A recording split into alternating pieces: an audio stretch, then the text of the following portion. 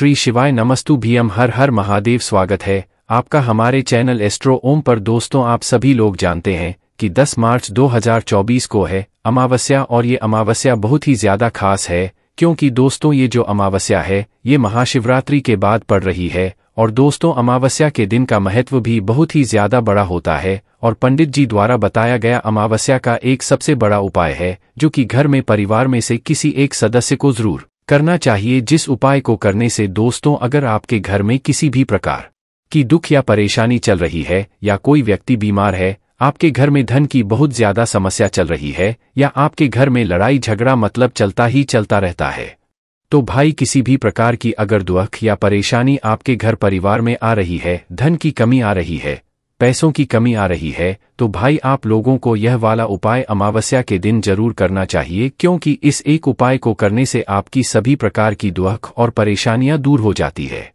आप सभी लोग जानते हो कि अमावस्या का जो दिन होता है वो पितरों के लिए विशेष रूप से होता है। अब पितरों के लिए विशेष रूप से क्यों होता है?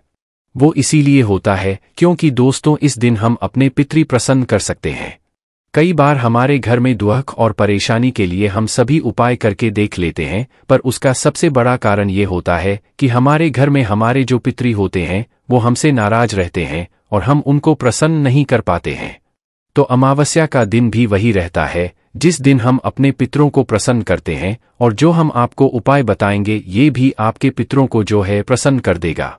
इसीलिए दोस्तों, अपने घर में सुख और शांति को पाने के लिए, अपने घर में धन संपदा को बढ़ाने के लिए आप लोगों को यह एक दीपक वाला उपाय इस दिन जरूर करना चाहिए, जो दोस्तों इस सबसे बड़ी अमावस्या के दिन आप लोगों को करना है। अब दोस्तों, सबसे पहले हम लोग ये समझ लेते हैं कि ये एक दीपक वाला उपाय आखिर करना किसको है। तो देखिए, ये वाला जो उपाय है ये घर में सभी लोगों को करने की जरूरत नहीं है। घर की जो बड़ी माताएं बहनें हैं, उन माताओं बहनों में से कोई भी एक माता बहन जो है इस वाले उपाय को कर सकती है। किसी कारणवश अगर घर में माताएं बहनें उपस्थित नहीं है तो भाई फिर कोई बड़ा घर का जो है इस उपाय को कर सकता है। पर पहली मुख्य कोशिश आपकी यही होनी चाहिए कि घर की माताओं बहनों में से कोई भी एक इस एक दीपक वाले अमावस्या के दिन कर लें, क्योंकि घर की जो लक्ष्मी होती है मतलब वो माताएं बहनें ही होती हैं। इसलिए माताओं बहनों को जब भी कोई उपाय करती हैं तो उसका भाई फल हमें बहुत ही जल्दी देखने के लिए मिलता है। तो भाई अब बात आती है कि भाई यहाँ पर उपाय किस समय करना है। तो देखो, एक दीपक वाला उपाय है तो सीधी सी बात है, दीपक कभी दिन के समय तो ऐसे ज्यादा जलाए नहीं जाते हैं, जलाए जाते हैं पर ज्यादातर नहीं जलाए जाते हैं, है ना। तो दोस्तों ये वाला जो उपाय है सीधी सी बात है शाम के समय प्रदोषकाल में होगा है ना। शाम के समय या प्रदोषकाल के समय में लोगों को बहुत ज्यादा समस्या आती है कि ये समय होता कब से कब तक का है, और जो भी हम उपाय कर रहे हैं वो किस समय से लेकर किस समय के बीच में करें। अगर हम ये एक दीपक वाला उपाय प्रदोषकाल में कर रहे हैं तो देखिए, ये जो उपाय है ये सिर्फ और सिर्फ शाम के समय ही होगा, एक ही समय है। पर हाँ, शाम के समय का भी आप लोग एक समय जान लो कि किस समय से लेकर किस समय के बीच में आप लोगों को ये एक दीपक वाला उपाय अमावस्या के दिन करना है। तो देखो, मुख्य रूप से शाम का जो समय होता है, प्रदोषकाल का जो समय होता है, वो शाम के 6 बजे से लेकर शाम के 7 बजे के बीच का समय होता है। ये 1 घंटे का वो समय रहता है जब डूब रहा होता है और रात होने वाली होती है, मतलब इसके मध्याह्न को ही हम लोग जो है प्रदोषकाल या शाम का समय कहते हैं। और इसी समय जो है ये वाला उपाय आप लोगों को करना है। पर किसी कारणवश आप अपने काम पर गए हो, ड्यूटी पर गए हो या कहीं और गए हो और आने में देरी हो गई हो, तो भाई उस समय पर हम क्या करें, 7 बज गए, आप हमें उपाय करना है तो हम कैसे करें। तो देखिए, मुख्य रूप से आपकी कोशिश ये होनी चाहिए कि शाम के 6 बजे से लेकर 7 बजे के बीच में हम इस वाले उपाय को कर लें। पर किसी कारणवश अगर लेट हो जाएं तो भाई 7:30 या रात 8 बजे तक भी अगर उपाय को करोगे तो भी आपको उपाय का फल जाएगा। पर उपाय को करते समय मन में विश्वास जरूर रखना है। तो चलिए अब हम जानते हैं कि आखिर ये वाला उपाय आपको कैसे करना है। तो देखिए, ये वाला उपाय शाम के समय करना है, तो उपाय की तैयारी भी आप लोगों को शाम के समय ही करनी है। इस बात का भी आप लोग ध्यान रखिएगा। देखिए, एक दीपक वाला उपाय नाम में ही समझ आता है कि इसमें हमें एक दीपक की आवश्यकता यहाँ पर पड़ने वाली है। तो देखो, एक दीपक जो आप लोग ले रहे हो वो मुख्य रूप से आप लोग हो सके तो नया मिट्टी का दीपक ले लेना। कौन सा ले लेना? नया मिट्टी का दीपक ले लेना। किसी अगर पूरी कोशिश करने के बाद भी नया मिट्टी का दीपक ना मिले तो फिर आप लोग अपना आटे का दीपक ले लेना। देखो अगर पुराना भी मिट्टी का दीपक है ना तो भाई आप उसे धोकर इस्तेमाल कर लेना। वैसे करते नहीं है पर आप चाहो, आपकी मतलब मन में मंशा है कि भाई हमें तो मिट्टी का ही दीपक लेना है, तो उस जगह पर आप लोग अपने पुराने मिट्टी को धोकर थोड़ा इस्तेमाल कर सकते हो है ना। पर कोशिश आपकी यही होनी चाहिए कि नया मिट्टी का दीपक मिल जाए, और अगर पुराना भी नहीं है तो फिर आप एक आटे का मीडियम साइज का दीपक तैयार कर लो। जो आटा आप लोग इस दीपक को बनाने के लिए गूंदोगे, उस आटे के अंदर आप ना नमक ना कुछ चीज नहीं डालोगे, साधा आटा लेकर उसके अंदर पानी डालकर उसको गूंद लोगे और उस आटे से एक मीडियम साइज का दीपक बना लोगे। मीडियम साइज कहने का मतलब है कि वो दीपक ना ज्यादा बड़ा हो ना ज्यादा छोटा हो, मीडियम साइज का दीपक आप लोगों को बनाकर तैयार कर लेना है। देखो दोस्तों, दीपक तो हमने यहाँ पर बनाकर तैयार कर लिया। अब सबसे बड़ी और महत्वपूर्ण चीज आती है कि इसके अंदर हम बत्ती कौन सी लगाएंगे। देखो यहाँ पर बहुत सारे लोग गलती कर जाते हैं। वो सोचते हैं कि भाई जो हमारे पितरी हैं उनके लिए हम गोल बत्ती लगाएंगे, पर नहीं दोस्तों, हमेशा पितरों के लिए विशेष रूप लंबी बत्ती लगाई जाती है। कौन सी बत्ती लगाई जाती है?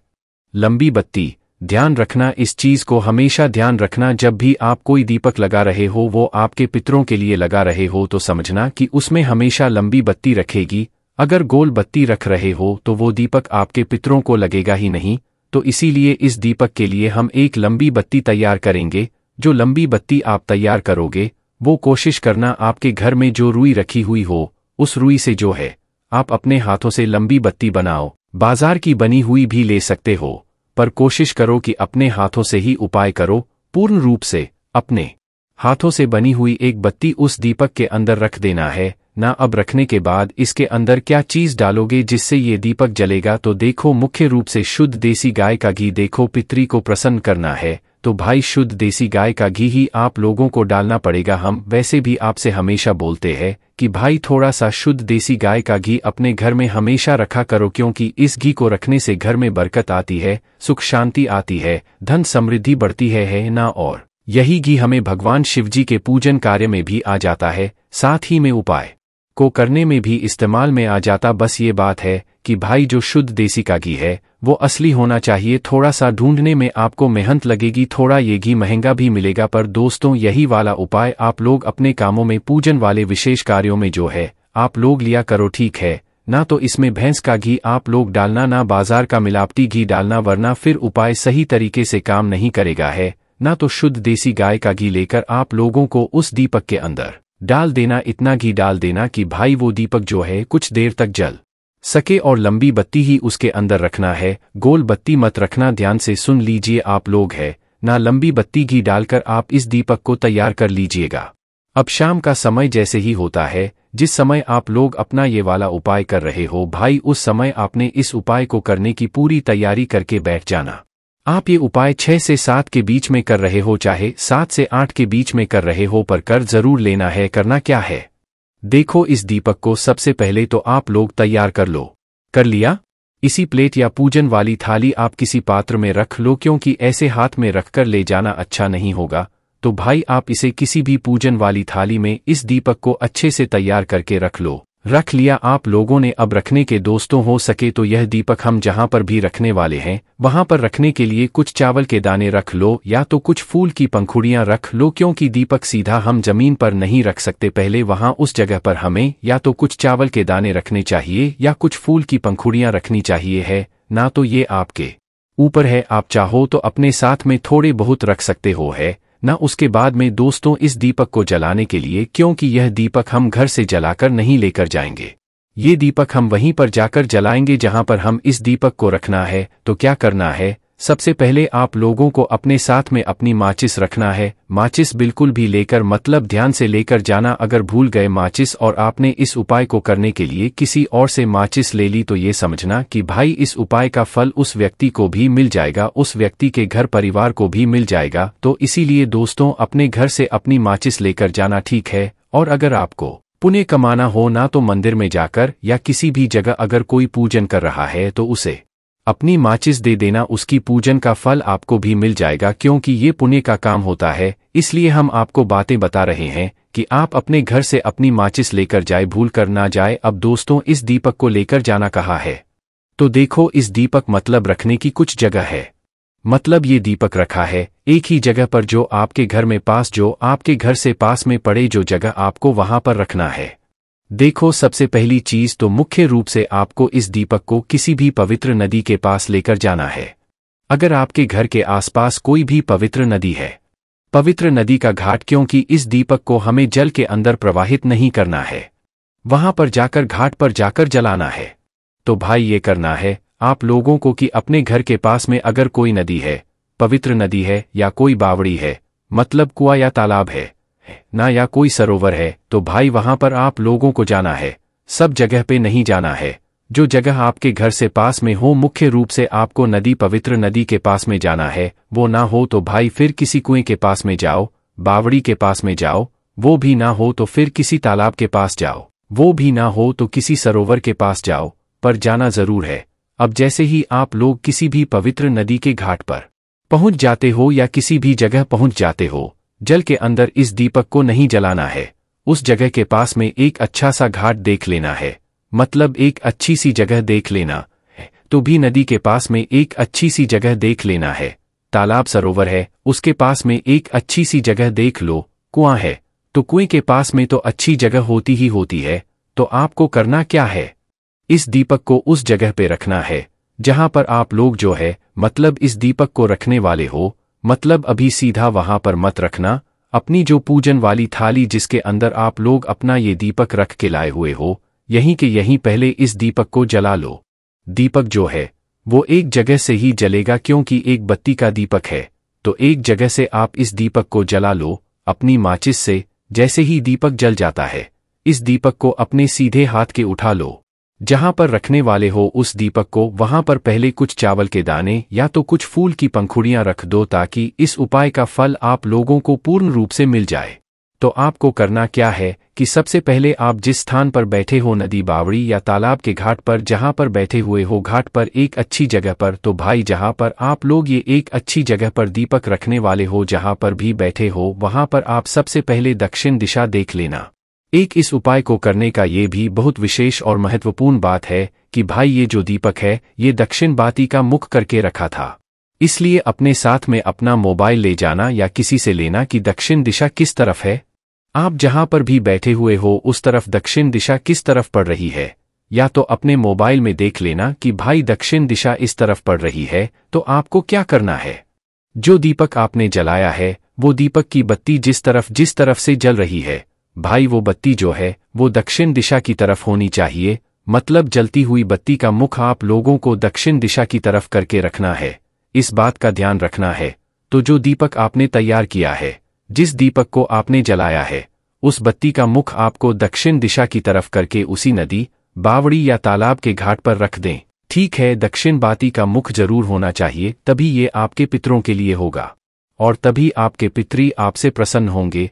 तो इस दीपक को दक्षिण बाती का मुख करके अपने पितरों का नाम लेते हुए, पितरों का स्मरण करते हुए, भगवान शिवजी का नाम लेते हुए इस दीपक को आप लोग नदी, पावरिया, तालाब के घाट पर रख दो। और रखने के बाद भगवान से प्रार्थना करो, अपने पितरों से प्रार्थना करो कि आपके जीवन में जो भी दुख भर परेशानी आ रही है वो दूर हो और आपके ऊपर वो अपना आशीर्वाद सदैव बनाए रखे। ऐसी आपको जो है भगवान से प्रार्थना करनी है, अपने पितरों से भी प्रार्थना करनी है, भगवान शिव जी से भी प्रार्थना और प्रार्थना करके आप सीधा अपने घर पर आ सकते हैं। इसके बाद में कुछ ही दिनों के अंदर आपके घर में सब कुछ ठीक होना शुरू हो जाएगा। अब दोस्तों, यहाँ पर ये प्रश्न भी जरूर आएंगे कि भाई अगर हमारे घर के पास में नदी, बावड़ी या तालाब नहीं है तो फिर हम उस जगह पर क्या करें? तो देखो, उस स्थान पर आपने पूरी कोशिश करी, नदी, बावड़ी या तालाब नहीं है, तो फिर उस जगह पर अगर आप लोगों के घर के पास में कोई भी बेलपत्री का पेड़ है तो भाई उस बेलपत्री के पेड़ के नीचे जाकर भी आप इस दीपक को रख सकते हो। ठीक है,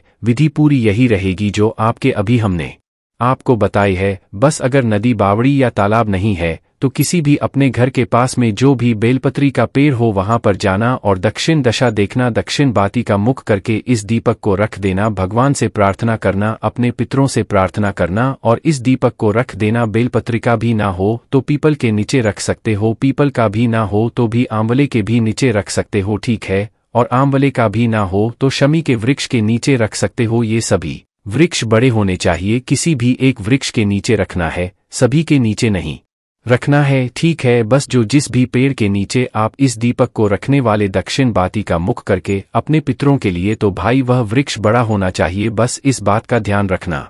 अब भाई जो ये कहे कि भाई हमें जाना बिल्कुल भी मतलब मना है, हम ना पेड़ के नीचे जा सकते हैं, ना नदी बावड़ी या तालाब के पास में जा सकते हैं, तो उस जगह पर मैं दोस्तों उन लोगों के लिए जिन लोगों ने पूरी कोशिश कर ली बाहर जाने की, भाई वो नहीं जा सकते, ना उनके घर के आसपास में पेड़ है, ना तो भाई नदी बावड़ी या तालाब है, तो उनके लिए है ये बात सिर्फ कि वो इस दीपक को तैयार करके अपने ही घर के रसोई घर में जहां पर उनका पीने का पानी रखा जाता है उस स्थान पर जाएं और उस स्थान पर दक्षिण दशा देख लें, अपने दीपक को जला लें और दीपक को जलाने के बाद दक्षिण बाती का मुख करके भगवान शिव जी का नाम लेते हुए, अपने पितरों के नाम करते हुए इस दीपक को अपने घर में रसोई घर में पीने के पानी वाले स्थान के पास में रख दीजिए और भगवान से प्रार्थना कर लीजिए, दुख और समस्या को दूर करने की विनती कर लीजिए।